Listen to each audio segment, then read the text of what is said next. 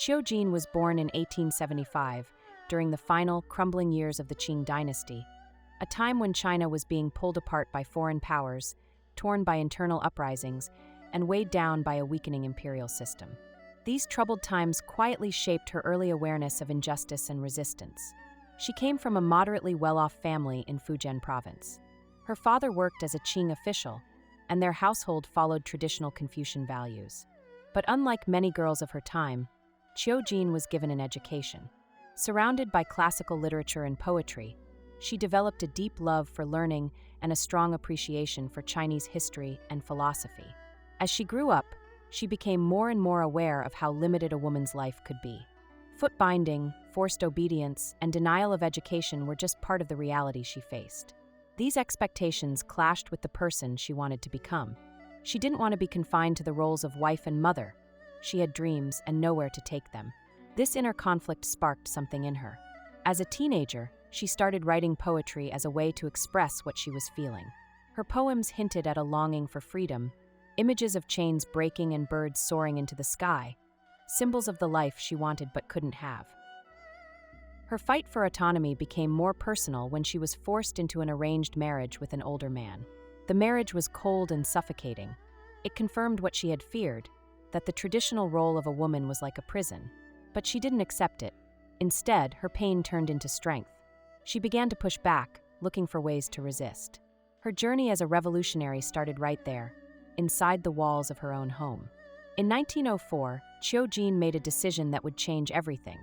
She left her husband, her children, and her home to study in Japan. At the time, it was almost unthinkable for a Chinese woman to do something so bold. But Japan had become a center for Chinese reformers and radicals, and Qiu Jin was ready to be part of that movement. In Tokyo, she enrolled in the Women's Practical School, where she studied subjects like Japanese and physical education, topics women in China rarely had access to. But her most important lessons came outside the classroom, in the political meetings and underground circles where she connected with other activists. These were people who wanted to overthrow the Qing dynasty and rebuild China into something modern and fair. Her time in Japan opened her eyes. She read Western feminist writers, watched Japanese women begin to demand rights, and started to see that the oppression of women and the failure of China's political system were deeply connected. She believed that for China to succeed, its women had to be free. She began writing passionately about this, arguing that women's rights were not separate from national progress, they were central to it. She joined the Restoration Society, a revolutionary group working to bring down the Qing government. And she wasn't just a member, she became a leader. She gave powerful speeches, wrote fiercely, and inspired those around her. She began dressing in men's clothing, training in martial arts, and carrying weapons, not just for protection but as a statement. She was challenging everything society thought a woman should be.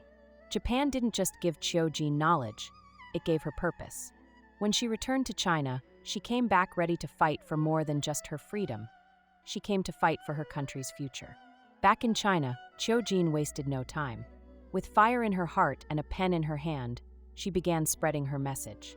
She wrote poetry, essays, and editorials that challenged the oppressive systems she had spent her life resisting. Through her words, she gave voice to a revolution, especially one that spoke directly to women.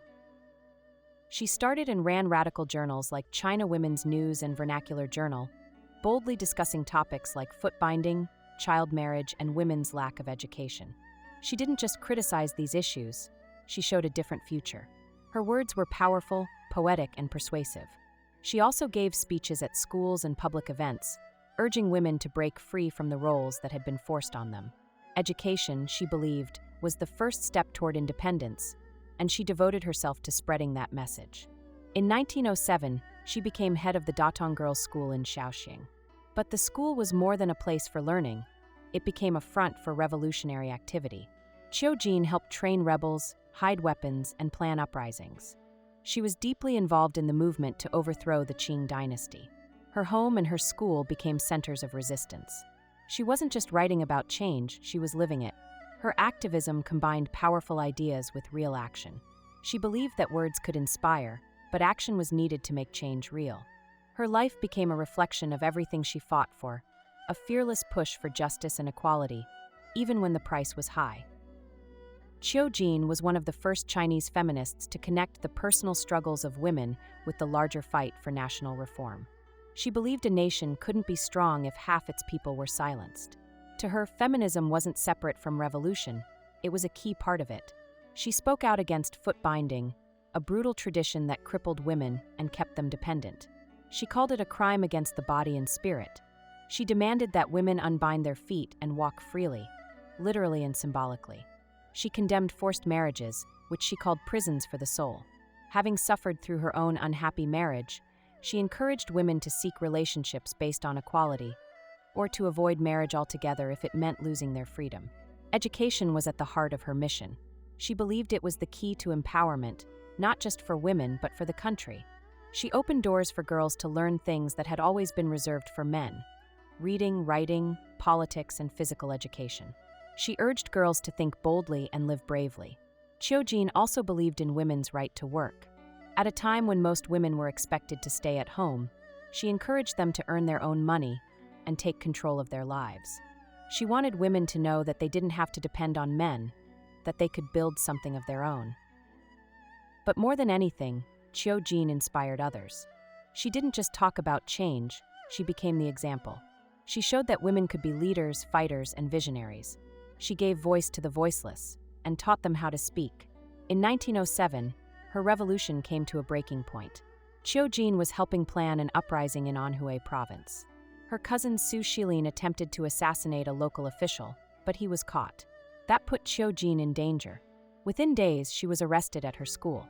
She was interrogated, tortured, and pressured to reveal the names of her allies. But she stayed silent. Even under intense physical abuse, she refused to betray anyone. Her silence became a final act of resistance, one that showed her unwavering dedication to the cause. 2 days later, she was executed by decapitation. She was only 31. The government hoped her swift execution would kill the revolutionary spirit. But it had the opposite effect. Qiu Jin became a martyr. Her courage was honored in poems, memorials, and underground publications. Her most haunting words written before her death were, "Autumn wind and rain fill the sorrowful tower." They captured the grief of her loss and the power of her legacy. Her death inspired many to keep fighting. Just 4 years later, the Qing dynasty fell and the Republic of China was born. She didn't live to see it, but her sacrifice helped make it possible. Qiu Jin's poetry was more than just art, it was a weapon. Through her poems, she criticized society and inspired people. She showed that words could be just as powerful as swords.